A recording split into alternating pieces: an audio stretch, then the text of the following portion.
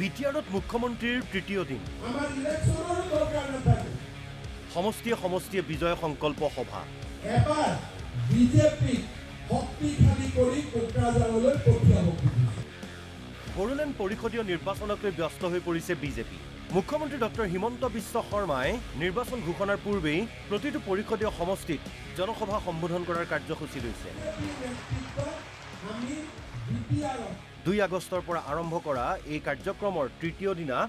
বাক্সা জিলাৰ বিজেপিৰ উদ্যোগত অনুষ্ঠিত হয় বিজয় সংকল্প সভা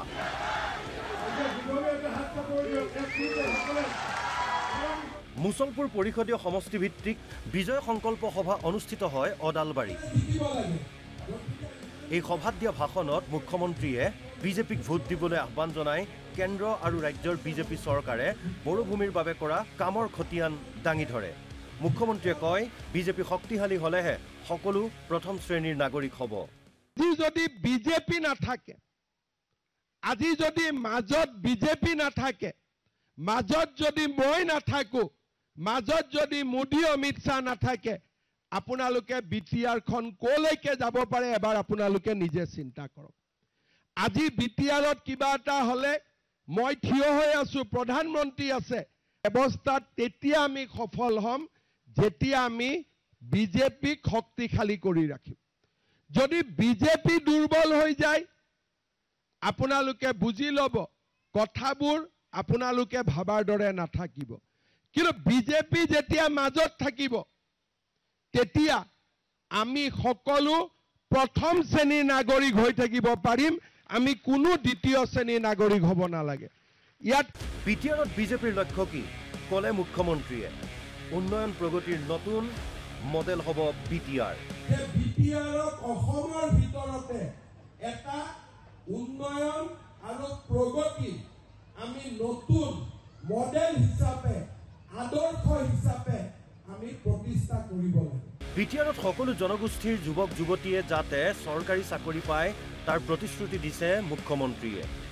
বিটিআৰত অবড়ো মানুহৰ ভূমিস্বত্ব ডাঙৰ সমস্যা এই সমস্যা দূৰ কৰাৰ প্ৰতিশ্ৰুতি দিয়ে মুখ্যমন্ত্ৰীয়ে সকলো জাতি উপজাতিৰ মানুহেই চাকৰি পাব দিছপুৰত যেনেকে চাকৰি সকলো জাতি জনগোষ্ঠীৰ মানুহে পায় মেৰিটত পায় অহাবাৰৰ পৰা বিটিচিটো যিমান চাকৰি ওলাব মেৰিটত হ'ব লাগিব সকলো জাতি জনগোষ্ঠীৰ মানুহে পাব লাগিব মই দুটা কাম মাটি বাৰীৰ অধিকাৰ সকলোৱে পাব লাগিব চাকৰি বাকৰিৰ অধিকাৰ সকলোৱে পাব লাগিব আৰু চৰকাৰৰ আঁচনিৰ অধিকাৰ সকলোৱে পাব লাগিব মুখ্যমন্ত্ৰীয়ে ৰাজ্য চৰকাৰৰ নতুন নিযুক্তিৰ কথাও কয় 10 অক্টোবৰত 40ৰ পৰা 50,000 নিযুক্তি পাব চৰকাৰী চাকৰি 10 অক্টোবৰত আমি প্ৰায় 40-50,000 ল'ৰাক আৰু চাকৰি দিম 1,70,80,000 ল'ৰা ছোৱালীয়ে চাকৰি পাব লগে লগে আমি পুলিচ বা আন যিমানবিলাক পোষ্ট আছে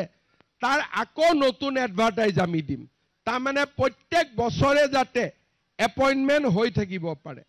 এই বিজয় সংকল্প সভাত মুখ্যমন্ত্ৰীৰ সৈতে উপস্থিত থাকে মন্ত্ৰী ৰঞ্জিত দাস বিধায়ক ফণীধৰ তালুকদাৰ জ্যেষ্ঠ বিজেপি নেত্ৰী ৰেখাৰাণী দাস বড়ো